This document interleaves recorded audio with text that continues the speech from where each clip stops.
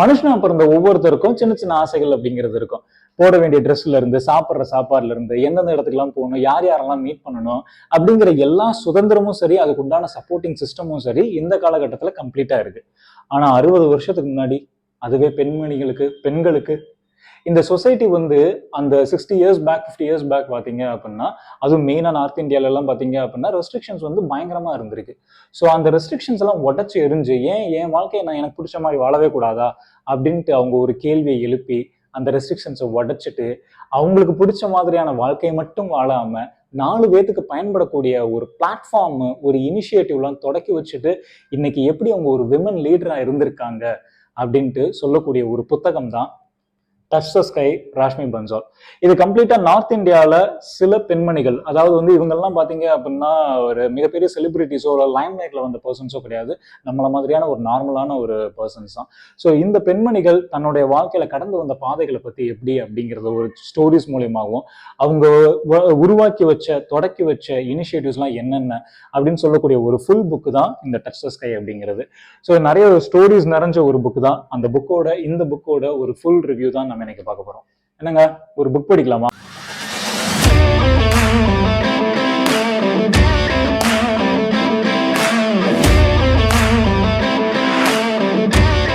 வீட்டை விட்டு வெளியே போகக்கூடாது அப்படிப்பட்ட ரெஸ்ட்ரிக்ஷன் கொடுத்த ஒரு 40 இயர்ஸ்க்கு முன்னாடி எஜுகேஷன் மட்டும் கிடையாது, ஸ்போர்ட்ஸுக்கு வெளில போய் சாதிச்ச ஒரு செட் ஆஃப் கேர்ள்ஸ் இருக்காங்க அப்படின்னா எவ்வளோ ஒரு ஆச்சரியமான விஷயம்.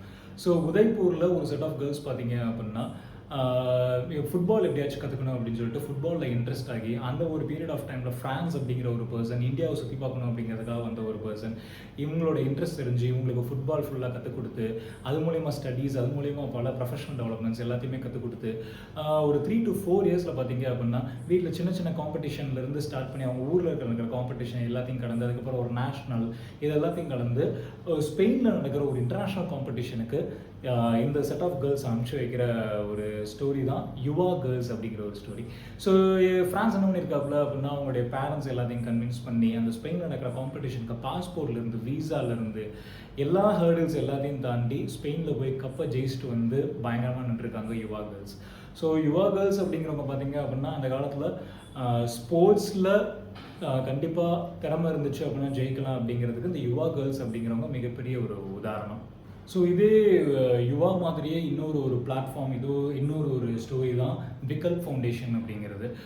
மிஸ் உஷா சௌத்ரி அப்படிங்கிறவங்க என்ன பண்ணியிருக்காங்க அப்படின்னா அவங்களுக்கு வந்து சின்ன வயசுலேயே கிட்டத்தட்ட ஒரு 12-13 வயசுலேயே அவங்களுக்கு வந்து கல்யாணம் நடக்கிறதுக்கு ஏற்பாடுகள் பண்ணி அதுக்கப்புறம் ரொம்ப ஸ்டப்பானாக இருந்து எனக்கு படிப்பு தான் ரொம்ப முக்கியம் அப்படின்னு சொல்லிட்டு அந்த சைல்டு மேரேஜை ஸ்டாப் பண்ணிட்டு தன்னுடைய படிப்பில் ஃபுல்லாக ஃபோக்கஸ் பண்ணி தான் படிப்பு தனக்கு மட்டும் இதாகக்கூடாது, தன்னோட சுற்றி உள்ள பசங்கள் இது மாதிரி நம்மள மாதிரி பாதிக்கப்பட்டவங்க மாதிரி நிறைய பேர் இருப்பாங்க அப்படின்னு சொல்லிட்டு அந்த சைல்டு மேரேஜை ப்ரொடெஸ்ட் பண்ணி எதிர்த்து நிறைய கேர்ள்ஸுக்கு ஒரு சப்போர்ட்டிங் சிஸ்டமாக இருந்து ஒரு ஃபுல் அண்ட் ஃபுல் எஜுகேஷனுக்கு மட்டுமே ஒரு ஃபோக்கஸ் பண்ணக்கூடிய ஒரு விஷயமா இருந்து ஆரம்பிச்சப்பட்ட ஒரு விஷயம் தான் விகல்ப் ஃபவுண்டேஷன் அப்படிங்கிறது. அந்த ஒரு சின்ன ஒரு டியூஷன் மாதிரி ஆரம்பிச்சு பேரண்ட்ஸ் எல்லாம் கன்வின்ஸ் பண்ணி அந்த காலத்தில் வந்து இந்த பேரண்ட்ஸ் வந்து விமனோட எஜுகேஷனுக்கு ரொம்ப மிகப்பெரிய ஒரு தடையாக இருந்திருக்காங்க. அது பேரண்ட்ஸ் அப்படிங்கிறது சொல்ல முடியாது, அந்த சொசைட்டி வந்து அந்த விமன் எஜுகேஷனுக்கு மிகப்பெரிய ஒரு தடையாக இருந்திருக்கு. அதை எதிர்த்து போராடி ஒரு டியூஷன்ல இருந்து ஆரம்பிச்சு ஒரு ஸ்கூலில் இன்னைக்கு பார்த்தீங்க அப்படின்னா அந்த விகல்ப் ஃபவுண்டேஷன் மூலயமா கிராஜுவேட்ஸ்ல இருந்து மிகப்பெரிய யூனிவர்சிட்டிஸில் படிக்க ஆரம்பிச்சு இன்னைக்கு டாக்டர்ஸ் ஆகும் இன்ஜினியர்ஸ் ஆகும் வளர்ந்து வந்தவங்க நிறைய பேர் இருக்காங்க அப்படிங்கிறதுக்கு விகல்ப் ஃபவுண்டேஷன் ஒரு மிகப்பெரிய ஒரு எக்ஸாம்பிளாக இருந்திருக்கு. உஷா சௌத்ரி தன்னுடைய லைஃப்பை அதுக்காகவே தியாகம் பண்ணியிருக்காங்க. ஸோ இது ஒரு சைடு சரி ஓகே, பட் இதையும் தாண்டி சைல்டு மேரேஜில் கல்யாணம் பண்ணி வாழ்ந்தவங்க நிறைய பேர் இருப்பாங்க. ஸோ அப்படி வாழ்ந்தவங்கள சில ஹஸ்பண்ட்ஸ் அவங்களுடைய ஒய்ஃபுக்கு சப்போர்ட் பண்ணியிருந்திருக்காங்க, பல ஹஸ்பண்ட்ஸ் சப்போர்ட் பண்ணலை. அப்படி சப்போர்ட் பண்ண ஒரு சில ஹஸ்பண்ட் தான் பார்த்தீங்க அப்படின்னா மிஸ் மீனா அப்படிங்கிறவங்க. மீனாவுடைய ஹஸ்பண்ட் வந்து பக்காவாக சப்போர்ட் பண்ணியிருக்காரு. ஏன்னா அப்படின்னா அதே ஒரு 30 to 40 இயர்ஸ் பேக் வந்து பார்த்தீங்க அப்படின்னா இந்த மீனாங்கிறவங்க ரொம்ப படிக்கல, பட் பயங்கர ஒரு போல்டான பர்சன். ஸோ இந்த போல்டு அப்படிங்கிற அந்த ரீசன்னாலேயே அந்த ஊரில் அந்த கிராமத்தில் வந்து பஞ்சாயத்து எலெக்ஷன் வருது. அந்த பஞ்சாயத்து எலெக்ஷனில் நீ தான் நிற்கணும் அப்படின்னு சொல்லிட்டு அந்த கிராமத்து மக்கள் எல்லாம் மீனாவை ஃபோக்கஸ் பண்ணி அவங்கள மோட்டிவேட் பண்ணி நிற்க வைக்கிறாங்க. பஞ்சாயத்து அப்படியே எலெக்ஷனில் ஜெயிச்சு வந்தது மட்டும் இல்லாமல் அதுக்கப்புறம் கொஞ்சம் கொஞ்சமாக கவுன்சிலர் அப்படி இப்படிலாம் போய் ஒரு மிகப்பெரிய ஒரு நல்ல லெவலில் வந்து அந்த லெவலுக்கு வந்த காரணமாக இருந்தவங்க நிறைய பேர் பார்த்தீங்க அப்படின்னா தன்னுடைய ஹஸ்பண்ட்ஸு தன்னுடைய ஊர் மக்கள் அப்படின்னு சொல்லிட்டு அந்த ஊரை டெவலப் பண்ணி அந்த சிட்டியை டெவலப் பண்ணி மிகப்பெரிய ஒரு நல்ல ஒரு லீடராகவும் ஒரு பொலிட்டிக்கலில் நல்ல ஒரு லீடராகவும் வந்திருக்காங்க மிஸ் மீனா அப்படிங்கிறவங்க. ஸோ அவங்க வந்ததுக்கு உண்டான பின்புலம் அப்படின்னு மிகப்பெரிய ஒரு கிரெடிட் வந்து தன்னுடைய ஹஸ்பண்ட் சப்போர்ட்டாக இருந்தது தான் இதுக்கு காரணம் அப்படின்ட்டு தன்னுடைய ஹஸ்பண்டை வந்து கை காட்டுறாங்க மிஸ் மீனா.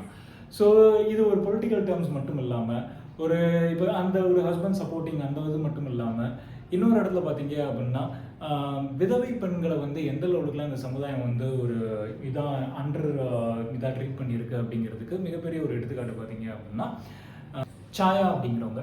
சாயா அவங்களோட ஸ்டோரி பார்த்தீங்க அப்படின்னா தன்னுடைய கல்யாணத்தில் தன்னுடைய அம்மாவுடைய பங்கு நிறையா இருக்கணும். ஏன்னா தன்னுடைய அம்மா வந்து விதவை, அவங்கள எந்த மாதிரிலாம் ட்ரீட் பண்ணியிருக்காங்க, கல்யாணத்துக்கு வரக்கூடாது, மேடையில் நிற்கக்கூடாது அப்படிங்கிறதெல்லாம் தாண்டி ஸ்டப்பானாக இருந்து தனக்கு வரக்கூடிய அந்த ஹஸ்பண்டோடைய சப்போர்ட்டையும் வாங்கி தன்னுடைய அம்மாவை கல்யாணத்துக்கு கொண்டு வந்து நிப்பாட்ட வச்சு இது எல்லாத்தையும் பண்ணியிருக்காங்க சாயா அப்படிங்கிறவங்க. ஸோ அந்த விடோவுக்கு அந்த சில விஷயங்கள்லாம் நீ இதை பண்ணக்கூடாது, எப்பயுமே இந்த ஒயிட் சாரீ தான் கட்டியிருக்கணும், இந்த சில சம்பிரதாயங்கள் எல்லாத்தையும் உடச்சி எரிஞ்சு இன்னைக்கு சாயா சிங்கோட அம்மா பார்த்தீங்க அப்படின்னா ஒரு நல்ல நிலைமையில இருந்து சாயா வந்து அவங்களுடைய அம்மா சப்போர்ட் எல்லாமே சேர்த்து இன்னைக்கு ஒரு மிகப்பெரிய ஒரு லெவலில் இருந்திருக்காங்க சாயா அப்படிங்கிறவங்க. இந்த மாதிரி பெண்கள் அடக்குமுறை அப்படிங்கிற பல விஷயங்கள் ரெஸ்ட்ரிக்ஷன்ஸ் எல்லாத்தையும் உடச்செறிஞ்சு தான் நிறைய பெண்கள் வந்திருக்காங்க. இன்னொரு விஷயம் பார்த்தீங்க அப்படின்னா மிஸ் அதித்தி குப்தா அப்படிங்கிறவங்க. அவங்க வந்து பார்த்தீங்க அப்படின்னா இப்போ ஒரு 10 years பேக் அவங்க ஃபேஸ் பண்ண ப்ராப்ளம் என்ன அப்படின்னா பீரியட்ஸ். அந்த விஷயம் பீரியட்ஸை பற்றி நிறைய ஸ்டிக்மா, நிறைய மித்ஸ் அண்ட் இதெல்லாம் இருந்திருக்கு. பட் அவங்க ஃபேஸ் பண்ண சேலஞ்சஸை எப்படி இது பண்ணாங்க அப்படின்னா தன்னுடைய previous bye friend but now husband அவங்களுடைய சப்போர்ட் மூலயமா ஃபேஸ் பண்ணியிருக்காங்க. எப்படி அப்படின்னா பீரியட்ஸ் அப்படிங்கிற ஒரு விஷயத்த ஃபஸ்ட்டு நம்மளுக்கு அது ஃபுல்லான நாலேஜ் தெரிஞ்சுக்கணும் அப்படின்னு சொல்லிட்டு நல்லா எக்ஸ்ப்ளோர் பண்ணிவிட்டு இந்த அவேர்னஸை நிறைய இடத்துக்கு கொண்டு போகணும் அப்படின்னு சொல்லிட்டு உருவாக்கப்பட்ட ஒரு விஷயம் தான் காமிக் புக் அப்படின்ட்டு. ஒரு காமிக் புக்கில் எவ்வளோ ஈஸியாக ஸ்கூல் பசங்களுக்கு எவ்வளோ ஈஸியாக கன்வே பண்ண முடியுமோ அவ்வளோ ஈஸியாக அந்த பீரியட்ஸ் பற்றின எல்லா இன்ஃபர்மேஷனையும் கொடுத்து காமிக் புக்கை நல்லா இது பண்ணி பக்காவாக டெவலப் பண்ணி வச்சுருக்காங்க. பட் அது அது இன்னும் போய் ரீச் ஆக வேண்டிய இடம், அதுக்குண்டான சப்போர்ட்டிங் சிஸ்டம் எதுவுமே கிடைக்கல அப்படின்னு சொல்லிட்டு ஃபண்ட்ஸ் ரைஸ் பண்ணி தன்னுடைய ஃப்ரெண்ட்ஸ் எல்லாத்தையும் மூலிமா ஃபண்ட்ஸ் ரைஸ் பண்ணி கிட்டத்தட்ட ஒரு 1200 1500 ஸ்கூலுக்கு காமிக் புக்கை இப்போ வரைக்கும் ரீசெண்டாக சூப்பராக எக்ஸ்ப்ளோர் பண்ணி பயங்கரமாக ரீச் பண்ணி வச்சுருக்காங்க. அவங்க அதுக்கப்புறம் ஆரம்பிக்கப்பட்ட ஒரு வெப்சைட் தான் மென்சுராபீடியா அப்படின்ட்டு ஒரு வெப்சைட்டு. ஸோ அந்த வெப்சைட்டில் இன்றைக்கும் இந்த காமிக் புக்ஸ் வந்து நிறைய ரீச் ஆகிருக்கு. நிறைய ஸ்கூல்ஸ் அண்ட் நிறைய காலேஜஸ்க்கு இந்த காமிக் புக் ரீச் ஆகி நிறைய பேத்துக்கு ஒரு பீரியட்ஸ் பற்றின அவேர்னஸை வந்து பக்கா ஒரு எஜுகேஷன் சிஸ்டமாக க்ரியேட் பண்ணி வச்சுருக்காங்க. ஸோ அதித்தி குப்தா அப்படிங்கிறவங்க. ஸோ இவங்கெல்லாம் பார்த்தீங்க அப்படின்னா ஸ்டார்டிங் ஃப்ரம் ஒரு எஜுகேஷனில் ஆரம்பிச்சு சைல்டு மேரேஜ், அதுக்கப்புறம் ஹவுஸ் ஹோல்ட்லேருந்து வீட்டில் இருந்து தன்னுடைய ஹஸ்பண்ட்ஸு சப்போர்ட்டிங் இல்லாமல் எப்படி முன்னேறி வரணும் அப்படிங்கிற விஷயத்துலேருந்து அதுக்கப்புறம் ஒரு ஃபிசிக்கலி சேலஞ்சு, அதுக்கப்புறம் பீரியட்ஸ் வரைக்கும் இந்த என்டையர் செட் ஆஃப் கேர்ள்ஸ் பார்த்தீங்க அப்படின்னா ஃபேஸ் பண்ண ப்ராப்ளம்ஸ், அதுவும் இந்த சொசைட்டியில் ஃபேஸ் பண்ண ப்ராப்ளம்ஸ் எக்கச்சக்கம். ஸோ எல்லாத்தையும் சின்ன சின்ன விஷயங்கள் மூலயமா கடந்து தான் வந்திருக்காங்க. இதெல்லாம் ஒரு செட். இன்னொரு செட் பார்த்தீங்க அப்படின்னா ரீசண்டாக ஒரு மாற்றத்தை உருவாக்குன ஒரு பர்சன் தான் பத்மா ஸ்ரீனிவாசன் அப்படிங்கிறவங்க. பத்மா ஸ்ரீனிவாசன் பார்த்தீங்க அப்படின்னா ஸ்கூல்ஸ் எல்லாம் காலேஜஸ்லாம் முடிச்சுட்டு தன்னுடைய ரிலேஷன்லேயே கல்யாணம் பண்ணி தன்னுடைய 30 yearsல ஹஸ்பண்டை இழந்து அதுக்கப்புறம் 2 குழந்தைங்க அவங்கள நல்லபடியாக வளர்த்து வரணும் அப்படின்னு சொல்லிட்டு அவங்கள நல்லபடியாக வளர்த்து அவங்களுக்கு ஒரு நல்ல எஜுகேஷன் சிஸ்டத்தை கொடுக்கணும் அப்படின்னு சொல்லிட்டு கொடுத்து அவங்க குட்வில் ஃபேக்டரில் வந்து அவங்களுடைய ஹஸ்பண்டோடைய ஜாபே தனக்கும் வந்துருச்சு. ஸோ வந்து சாதாரண ஒரு கிளர்க்கில் ஆரம்பித்து காஸ்ட் அக்கௌண்டிங்கில் மிகப்பெரிய ஒரு ஆளாக நல்லா அந்த கவர்மெண்ட் இண்டஸ்ட்ரியிலேயே மிகப்பெரிய ஒரு ஆளாக வந்துட்டாங்க. ஸோ அவங்க இந்த மாதிரி தனக்குன்னு ஒரு ஸ்டேபிளான ஒரு லைஃப்பை யாரையும் டிபெண்ட் பண்ணி இருந்துடக்கூடாது, நம்ம சொந்த காலில் இருக்கணும் அப்படின்ட்டு ஆசைப்பட்ட ஒரு பர்சன் தான் பத்மா ஸ்ரீனிவாசன். அவங்க உருவாக்கின விஷயம் என்ன அப்படின்னா ஓல்டேஜில் யாருமே யாரை நம்பி இருக்கக்கூடாது, அவங்க இண்டிபெண்ட்டாக இருக்கணும். அப்போ அதுக்கு என்ன பண்ணலாம் அப்படின்னு சொல்லிட்டு அவங்க ஒரு ஸ்டார்ட் பண்ண ஒரு விஷயம் ஓல்டேஜ் ஹோம், விஷ்ராந்தி அப்படிங்கிற ஒரு ஓல்டேஜ் ஹோம். ஸோ இந்த விஷ்ராந்தி ஓல்டேஜ் ஹோம் ஸ்டார்ட் பண்ணுறதுனால தேவையான பணம் இல்லை அப்படிங்கிறதுனால அதுக்கு முன்னாடி ஆரம்பித்த ஒரு விஷயம் தான் கிரானி பீட்ஸா அப்படின்ட்டு. என்ன பண்ணியிருக்காங்க அப்படின்னா பீட்ஸா வீட்டிலேருந்தே இது பண்ணி செஞ்சு பக்கத்தில் காலேஜஸ்ஸு ஸ்கூல்ஸு இவங்களுக்குலாம் டெலிவரி பண்ண ஆரம்பிச்சிருக்காங்க. அதுலேருந்து கிடச்ச கொஞ்சம் ஃபண்ட்ஸை ஃபுல்லாக சேர்த்து மொத்தமாக போட்டு ஆரம்பித்த ஒரு விஷயம் விஷயம் தான் விஷ்ராந்தி ஓல்டேஜ் ஹோம் அப்படின்ட்டு. இன்றைக்கி விஷ்ராந்தி ஓல்டேஜ் ஹோம் பார்த்தீங்க அப்படின்னா பெங்களூரில் மட்டும் இல்லாமல் சென்னையிலுமே இன்றைக்கி நிறைய இடத்துல கிட்டத்தட்ட ஒரு 150 to 300 ஓல்டேஜ் பீப்புளை அகாமடேட் பண்ணுற லெவலுக்கு உண்டான ஒரு ஃபெசிலிட்டி கொண்ட ஒரு இடம் தான் விஷ்ராந்தி ஓல்டேஜ் ஹோம். என்னதான் அவங்களுடைய ஃபேமிலியே கைவிட்ட ஓல்டேஜ் பர்சன்ஸை நம்ம கைவிடக்கூடாது அப்படின்னு சொல்லிட்டு நல்ல ஒரு மெடிக்கல் ஃபெசிலிட்டியிலேருந்து ஃபுட் ஃபெசிலிட்டியிலேருந்து அகாமடேஷன் சூப்பரான ஒரு அகாமடேஷன் கொடுத்து பக்காவாக ரன் ஆகிட்டு இருக்கு விஷ்ராந்தி ஹோம் அப்படிங்கிற ஒரு விஷயம். ஸோ அதை ஆரம்பித்த ஒரு பர்சன் பத்மா ஸ்ரீனிவாசன். இன்னொரு ஒரு பர்சன் பார்த்தீங்க அப்படின்னா ஜோதி அப்படிங்கிறவங்க. ஜோதி அப்படிங்கிறவங்க லைஃப் வந்து கம்ப்ளீட்டாக ஒரு டிஃப்ரெண்ட்டான லைஃப். சின்ன வயசுல தன்னுடைய அம்மா அப்பாவை இழந்து எதுவுமே ஒரு லாங்குவேஜ் தெரியாத ஒரு ஊரில் வந்து சர்வைவ் ஆகி படித்து அதுக்கப்புறம் வேலை வாங்கி அங்கே ஒரு ஃப்ரெண்ட்ஸ் மூலயமா பழகி அதுக்கப்புறம் ஒரு லவ் மேரேஜ் பண்ணி அந்த லவ் மேரேஜ் அதுக்கப்புறம் அப்படியே தன்னுடைய லைஃப் ஒரு வழியாக போயிட்டு இருக்குது அப்படின்ட்டு நம்ப திடீர்னு ஒரு ஷாக் என்ன ஆகுது அப்படின்னா she was affected with HIV. So HIV பாதிக்கப்பட்டுருச்சு, எய்ட்ஸ் அப்படின்ட்டு இதாகி தெரிஞ்சு அதுக்கப்புறம் அது என்ன எப்படி ட்ரீட்மெண்ட் பண்ணணும் என்ன அப்படின்ட்டு இதெல்லாம் யோசிச்சுட்டு இருக்கும்போது ஷி காட் ப்ரெக்னென்ட்.